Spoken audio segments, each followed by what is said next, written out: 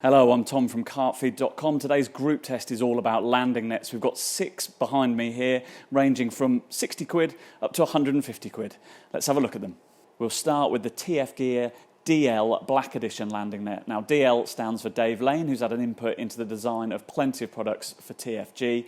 This is a 60 quid landing net, so at the bottom of our price range, but it's one of our favourites. From the outset, it's just a simple landing net that does exactly what you want it to do. It's very lightweight.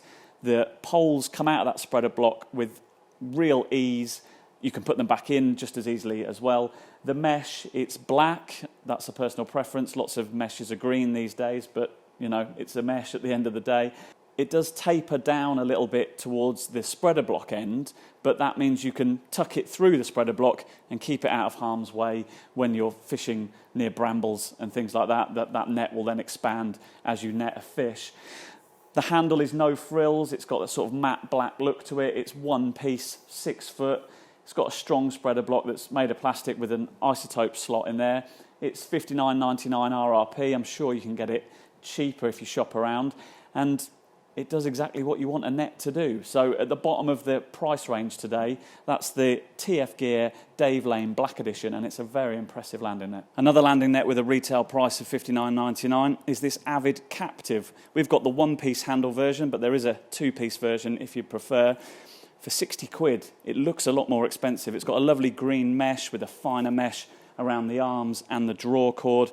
It's got a very sleek spreader block machined from plastic. These carbon arms are reinforced for strength, but they do take a little bit of persuasion to come out of the spreader block when you're collapsing the landing net, so bear that in mind. But apart from that, it's all positives really with this.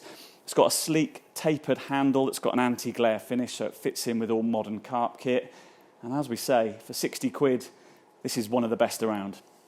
Our third landing net on test is the Codex Serenity, which comes as a head alone. We've paired it with Codex's CXI landing net pole, which is just about the thinnest one we've ever seen. It's more like a carp fishing rod than a landing net handle. It balances really well with this head, which has got strong reinforced arms, a nice slim spreader block, and the way those arms locate into the spreader block is very easy indeed. They've got a little bung on top, which means they fit nice and rigidly but come out very easily indeed. As a pairing, this is really impressive and costs around 75 quid.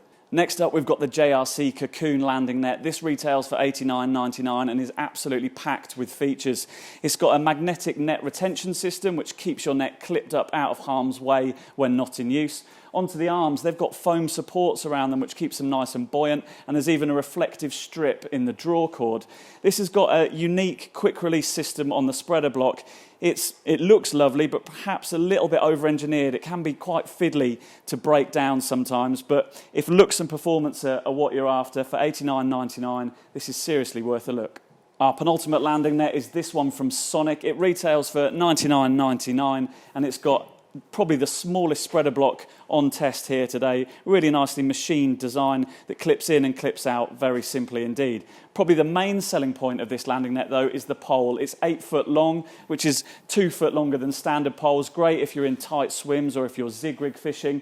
The mesh is a pretty standard carp mesh, nice green colour and very lightweight. It feels very well balanced despite that longer handle. Finally, we've got the Hutchinson Dreammaker. It's the most expensive landing net we've got here on test at 150 quid, so we expect it to be good, and it hasn't disappointed. It's the only net here with an integrated float on the end of the handle near the spreader block. Lots of carbon details here. There's a nice net clip system which works on a sprung piece of metal. The handle is lovely as well. It also extends when you want it to. The far butt section can be unscrewed and made even longer if you need it to be. Onto the net itself, it's got reinforced netting around the corners, and in the base there are 2 handles which are really handy. They help you lift your fish safely from the landing net onto your unhooking mat. So yes, the most expensive one on test at 150 quid, but feature packed. It's been around for a long time, this one, and it does the job.